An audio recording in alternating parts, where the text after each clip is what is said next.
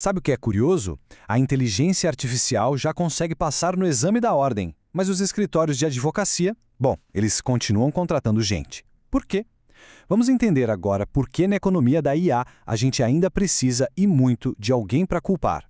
Ah, quem nunca teve essa fantasia, né? Especialmente quem já se viu no meio daquela burocracia sem fim de um contrato. A promessa da IA era justamente essa: um mundo mais simples, mais direto, sem as complicações que a gente costuma associar com certas profissões. E a imagem dessa frustração é essa aqui. Quem já abriu um documento do Word e deu de cara com essa explosão de cores, de comentários, sabe exatamente do que a gente está falando. É um verdadeiro labirinto de jargão e sugestões que muitas vezes mais confunde do que ajuda. Pois é. E foi para tentar resolver esse cenário caótico que a inteligência artificial surgiu, prometendo ser a grande solução para todo esse atrito. E a promessa, vamos combinar, era incrível. Ferramentas como o ChatGPT poderiam, teoricamente, redigir contratos e escrever códigos bem complexos com um clique de um botão. A ideia era nos libertar para focar no que realmente importa. E o fato é que a IA ficou absurdamente competente nisso. Ela não está só fazendo essas tarefas, ela está superando humanos em exames profissionais. Com uma precisão de quase 90%, a lógica diria que o futuro dessas profissões estaria seriamente ameaçado, certo?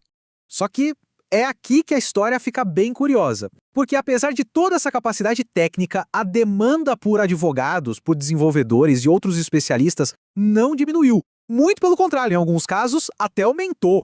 Isso nos leva à pergunta central de toda essa análise. Se a máquina é tão boa, por que o fator humano continua sendo tão indispensável? A resposta, olha, vai muito além da simples capacidade técnica. A chave para entender esse fenômeno todo está no que a gente pode chamar de o paradoxo de Mike Ross, sim, inspirado naquela famosa série de TV.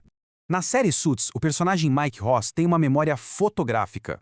Ele sabe de tudo, mas ele ainda precisa do chefe dele, o Harvey. Por quê? Porque o Mike, com todo o conhecimento do mundo, não tem a experiência para saber o que ele não sabe. Ele não consegue identificar as armadilhas escondidas ou as informações cruciais que estão faltando.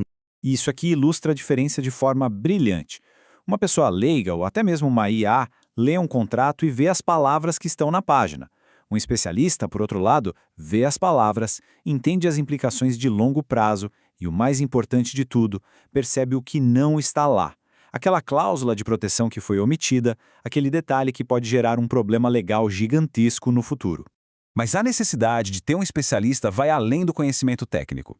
Agora a gente entra no território da psicologia humana e da economia, a nossa necessidade fundamental de ter alguém para responsabilizar. Pensa bem. Quando uma empresa contrata um escritório de advocacia, ela não está comprando só um serviço. Ela está comprando tranquilidade. Ela está transferindo o risco, garantindo que se alguma coisa der muito errado, a responsabilidade não será dela. Olha só como funciona. No primeiro cenário, se um gestor usa IA por conta própria e algo dá errado, a culpa é dele. Fim de papo. Agora, no segundo cenário, ao contratar um especialista, ele cria uma camada de proteção. A responsabilidade cai sobre o profissional. E essa segurança vale muito. Ok, vamos mergulhar nisso com um exemplo prático que ilustra esse princípio perfeitamente, saindo do muro do direito e entrando no desenvolvimento de software. Essa é uma história real de um advogado que, usando ferramentas modernas de IA, construiu um protótipo de software. E na superfície, parecia perfeito. Ele clicava nos botões, as coisas aconteciam, e ele mostrava a criação dele com maior orgulho. Só que por baixo dos panos, a coisa era um campo minado. O código era inseguro, vulnerável a ataques, faltavam proteções legais básicas e, como um desenvolvedor de verdade descobriu depois, estava cheio de código copiado de um jogo completamente irrelevante para a função do aplicativo. Era um verdadeiro castelo de cartas. A conexão aqui é direta. Aquele protótipo que funcionava era exatamente como um contrato gerado por IA sem a revisão de um especialista. Tinha uma aparência profissional, mas escondia riscos enormes que só um profissional treinado conseguiria identificar.